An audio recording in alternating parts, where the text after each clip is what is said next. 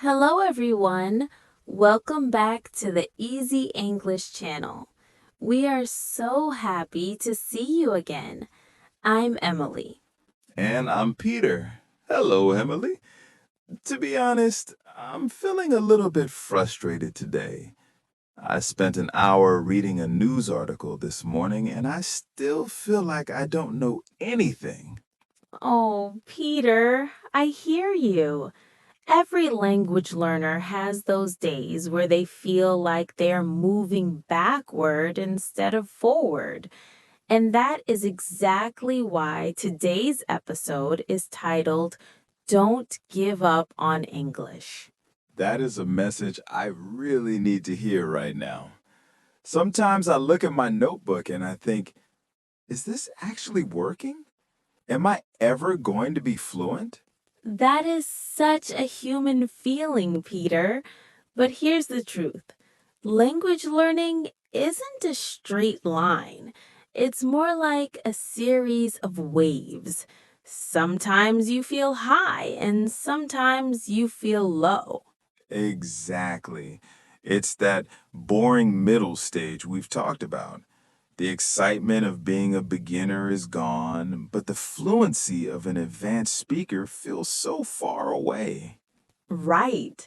In this stage, progress often becomes invisible. You might feel like you aren't improving, but under the surface, your brain is building connections.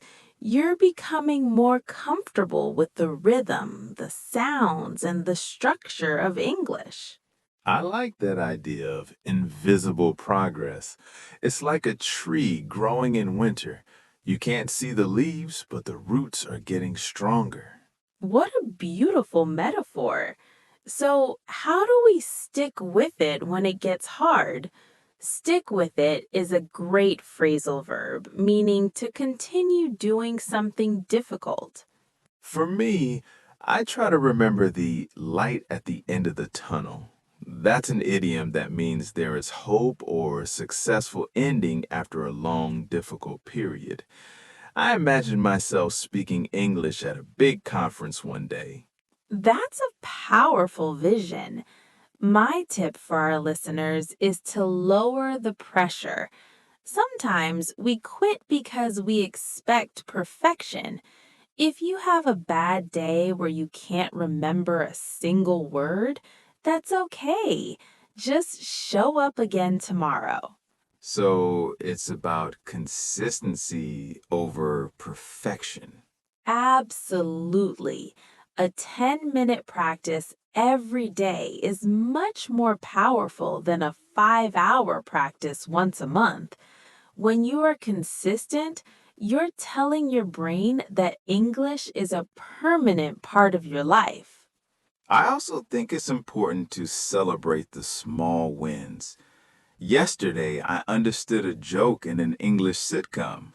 It was just one joke, but it made me feel like I was winning. That is a win. Small wins build momentum, and momentum is what keeps you going when motivation disappears. Now, let's look at a common scenario. What if a listener feels embarrassed because they made a mistake in front of their boss or a friend? Mistakes are just data. They aren't failures, they're lessons. In fact, if you aren't making mistakes, you probably aren't pushing yourself hard enough. We should embrace the awkwardness. Embrace the awkwardness. I should put that on a t-shirt. Speaking a new language is awkward. You feel like a child again, but you have to go through that child stage to reach the adult stage. Exactly.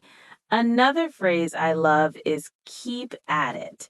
It's similar to stick with it. If you keep at it, you will eventually see a breakthrough. A breakthrough is a sudden and important discovery or a big step forward in your progress. I'm waiting for my next breakthrough. It usually happens when I least expect it. It will come, Peter. Just don't walk away from your goals. As we say in English, Winners never quit, and quitters never win. Okay, let's review some of the vocabulary and idioms we use today to keep our listeners motivated. Stick with it. To continue doing something even when it is difficult. Light at the end of the tunnel, a sign that a difficult period is ending. Invisible progress, growth that is happening but isn't easy to see yet. Keep at it. To continue working hard at something. Breakthrough, a sudden and significant improvement. Embrace the awkwardness, to accept and even enjoy the uncomfortable parts of learning. And most importantly, remember that you are not alone. Every fluent speaker you admire was once exactly where you are right now. That is so true. Even you, Emily? Even me. I've struggled with languages too. I felt inadequate and overwhelmed, but I didn't quit, and that made all the difference. This has been a very uplifting conversation. I feel ready to go back to that news article now. That's the spirit. So, we have a question for our listeners. What is one thing that helps you keep at it when you feel like giving up? Tell us in the comments. Do you listen to music? Do you look at your old notebooks to see how much you've improved? We want to hear your secrets for staying motivated. Thank you for joining us today on the Easy English channel. We believe in you. Don't give up. The breakthrough is closer than you think. Goodbye. Bye-bye.